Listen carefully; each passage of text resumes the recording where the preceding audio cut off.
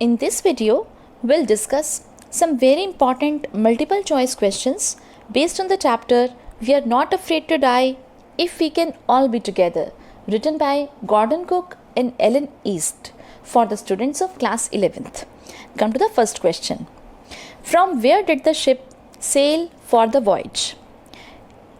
In this question we have to tell कि जो ship थी वो कहाँ से समुद्री यात्रा के लिए चली थी. So the right answer is Plymouth, England. Come to the next question. Why did the author decide to go for a round the world voyage?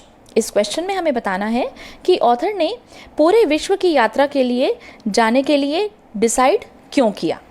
And the right answer is to duplicate the voyage made 200 years ago by captain James Cook. क्योंकि वो captain James cook की तरह से जो कि उन्होंने 200 साल पहले पूरे विश्व की समुद्री यात्रा पूरी की थी वो भी इसी तरह से करना चाहते थे. What was the occupation of the author? Author का ऑक्यूपेशन क्या था? And the right answer is he was a businessman. What was the name of the ship of the author? Author की जो शिप थी उसका नाम क्या था? The right answer is wave walker. What part of the journey was pleasant for them? उनके लिए उनकी जर्नी का कौन सा ऐसा पार्ट था जो कि प्लेजेंट था, खुशी से खुशी वो पार हो गया था. That is the first leg from England to Cape Town. What were the names of the two crewman whom the author hired? उन दो क्रूमैन के क्या नाम थे जिनको ऑथर ने हायर किया था? तो इसमें हमें पता है कि the right answer is option B, Larry Vigil and Herb Segler. Why did the author hire the two crewmen? Author ने उन दोनों क्रूमैन को, क्रूमैन वैसे क्या होते हैं आपको पता ही है, जो भी समुद्र पर काम करते हैं. तो इस तरह का जो स्टाफ है जो कि जैसे शिप पर शिप को चलाने में, शिप के अंदर शिप को चलाने में जो भी हेल्प करते हैं उन्हें क्रूमैन कहते हैं. तो to help tackle one of the world's roughest seas, the southern Indian ocean. तो जो क्योंकि अब ऑथर को सबसे ज़्यादा जो वर्ल्ड का रफेस्ट सी है that is the Indian ocean, उसकी ओर आगे बढ़ना था.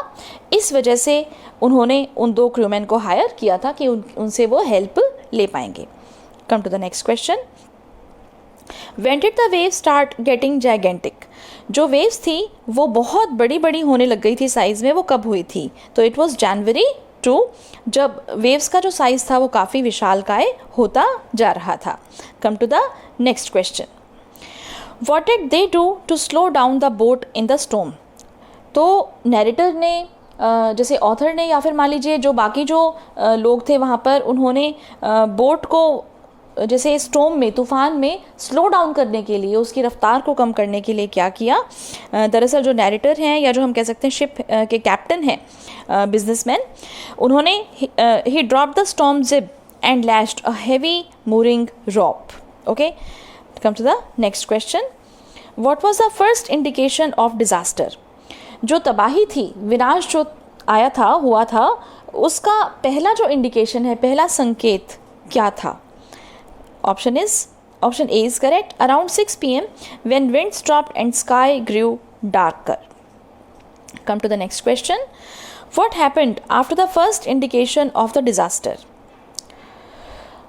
जब विनाश के लिए जो पहला संकेत मिला उसके तुरंत बाद क्या हुआ?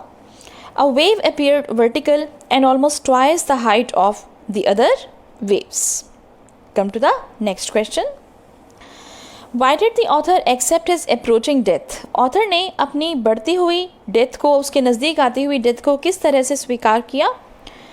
क्योंकि he was injured by the explosion, क्योंकि एकदम से धमाका हुआ था वेव वॉकर में, बोट में, और इसकी वजह से वो इंजर्ड हो गया था. What did the author see when his head popped out of water? जब ऑथर ने उनका सिर जो है बाहर निकला पानी से, तो उन्होंने क्या देखा? उन्होंने देखा the ship was near capsizing, her mass almost horizontal.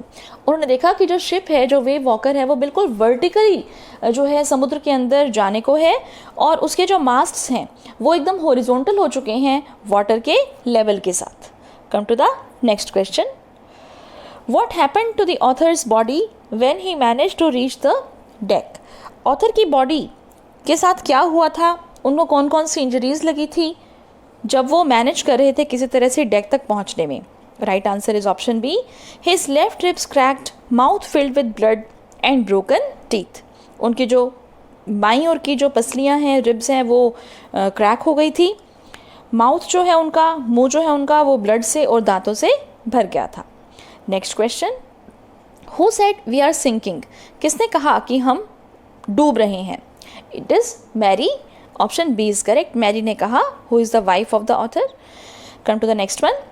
What was the condition of the ship? Ship की कंडीशन क्या थी? Option A is correct here. Broken timbers, starboard side bulged inwards, clothes, crockery, charts, tins and toys sloshed. Come to the next question. What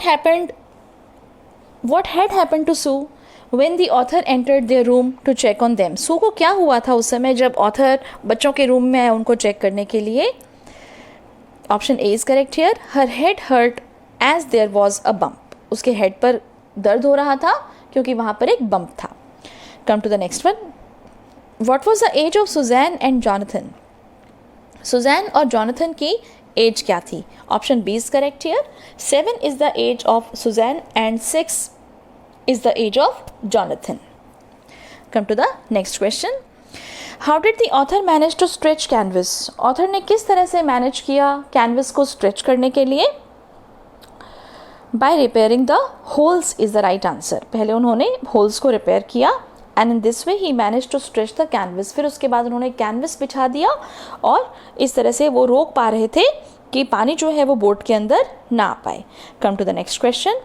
what happened after the hand pump started to block up with the debris floating around the cabins? Option A is correct here.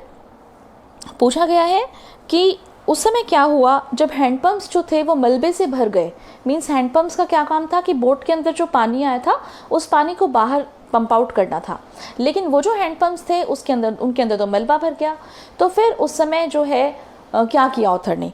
तो the author connected an electric pump to an out pipe.